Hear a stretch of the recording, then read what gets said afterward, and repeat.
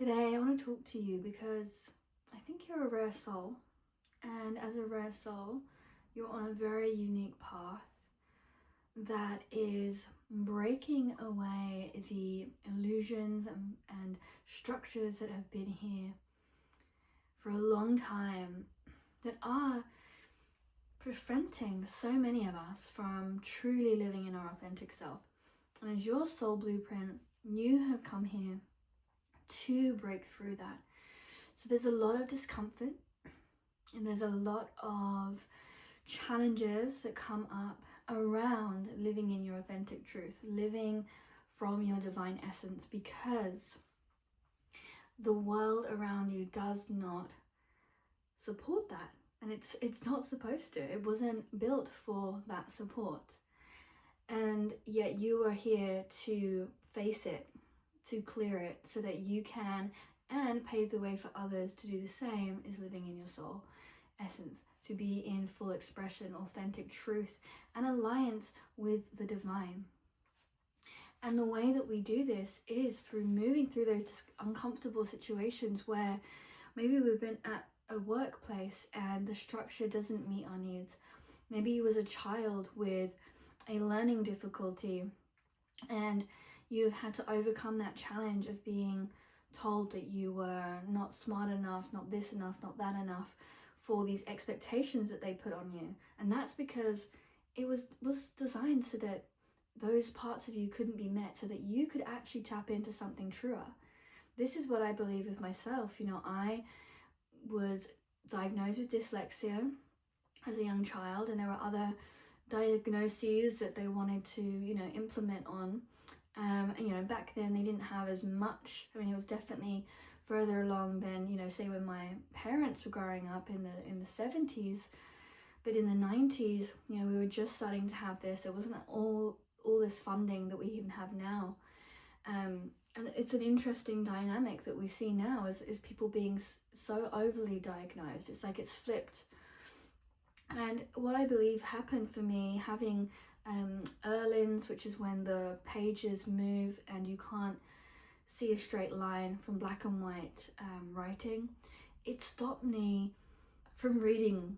It stopped me from absorbing everything that was on the blackboard. It stopped me from observing everything that was in all these textbooks and learning these systems. And at the time it was so frustrating because I wanted to be like my peers. I didn't want to have to be taken out of class to do extra learnings on my own. I didn't want to have a learning support teacher near me because my peers would think, oh, there's something wrong with her, and that table of people were then isolated as maybe not being the smarter ones, right? And there's a lot of stigma and things that we have to deal with around that growing up. But as you get older, you can start to utilize that gift, because you are not actually in the system, because the system rejected you anyway. So it allows you to seek outside of that. And the things that didn't make sense to my teachers was how poetic I was. If we was in a poetry class, I could write amazing poetry, but yet I struggled with basic grammar and spelling. And I was getting my D's and my B's the wrong way around, A's, and I think I sometimes put an A and a D and things like this that I was doing, writing literally backwards. I'd write from the wrong side of the page. Yeah.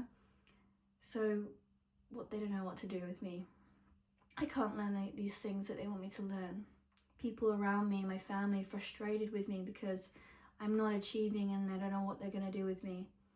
The expectations in society of people with these kind of diagnoses. But what is it teaching us? It's teaching us to path a new way. And here I am. I do walk my own path. I do things my own way. Even when I've worked in industries, I see the outside perspective of how these dynamics are actually crushing individuals' spirit. And I am the one who will speak out and speak up for others, because I know what it's like to be the one that is ostracized and isolated and put down because of my supposed disabilities to fit other people's expectations. And I'll call it out.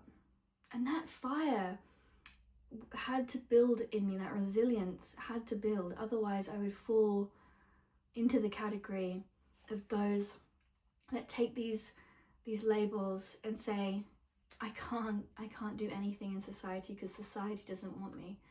Society doesn't think they want you, but divine creation has put you in this to have these difficulties and challenges to propel you into a different framework. And I want to remind you that, because if you're thinking, I'm not fitting this mold, it's not working for me, maybe you're feeling burnt out at work, maybe your dynamics, wherever you are, whatever stage you're in, that you're still maybe struggling from things that you've been labeled as a child, know that these are gifts. And if you can tap into that, if you can see that, you will be able to use those gifts to support your soul evolution and the evolution of everyone else around you.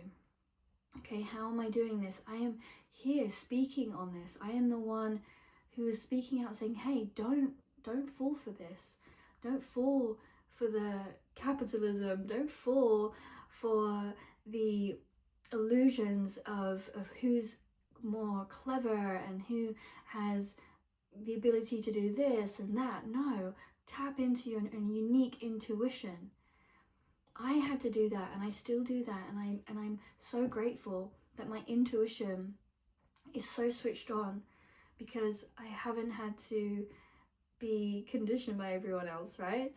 So it was such a gift, and I see it as such a gift now. It also allows me to not worry about not being with the cool kids. Never was, so why do I care about it now? I'm happy to talk out. I'm happy to say when I think that there's a clique thing happening in a space, even as adults, because trust me, it still happens. You know, I was even recently on a training, doing my spinal flow training, and I could see it all playing out. Oh, I'll talk about it another time. All this witch wound stuff started to resurface. And I was like, you know what? I might be kicked out of this little village that's been forming, but I'm going to speak out on it. I'm not going to let people be ostracized because of their uniqueness, because I think we all deserve that, right? And yeah, it caused backlash, but I'm still in my center. I still know who I am. And I think that's the most important thing that we are here to remember, is remembering who we are, to walk that path for yourself. Because as soon as you do that, then these other things do not have hold. All of the drama, all of the crazy things that are going on out in the world. The people who are suffering right now, they need people around them and on this planet in general, just to be able to be in their core, in their center, in their truth, so that they can hold them. This is also calibrating a nervous system that knows how to regulate through challenges and through difficulties, no matter what. Because there'll be people, and we will all take turns in feeling dysregulated. We will all take turns in feeling like our small self is taking the center stage. And so we want to be able to know how to come into our expanded self, into the self that knows its truth, the ultimate truth, and embodying that and living that, so that it can help be that beacon for others. You know, this is really a calling for all beings, right?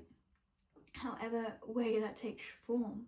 And this is why I offer my Soul Embodiment and Divine Feminine sessions, because I believe that this is where we're walking through, and we have to sometimes look so deep in ourselves to deprogram these conditionings, to really get in tune with our nervous system. Because when we are in tune with the nervous system, we are aware of how things are playing out. When we're in tune with our body, we are aware with what's happening further out in our energetic field, because the body is that physical responder. It's the one that's leading us into deeper awareness in this realm, what's happening in this realm, the unseen. There's a lot going on, and we can't see it, and we can't always perceive it all, but you can use your body to perceive, to understand. yourself and how the collective is interplaying with what's going on, to interpret how the dynamics in your relationships and the things that you're doing in your life, how that is interplaying energetically, because it'll have a physical effect and you'll have a physical shift in your body when you even tap into your soul. You will look different, you'll feel different, you'll walk different, you'll talk different, because it's a different frequency. So you start operating at a different frequency. The body starts operating more from the soul and less from these shadow selves, these hidden aspects that we've just been grown up on them, and we don't always know how they are playing out because it's so unconscious. So we want to bring it all to the conscious so that we can shift it. And that's what we do in these soul sessions. So if this is something you want to do, don't waste just time fumbling around, not understanding, not knowing how these things are playing out for you. And once you work through these layers, you will start to understand. So let's just jump on a call and let's just do this together.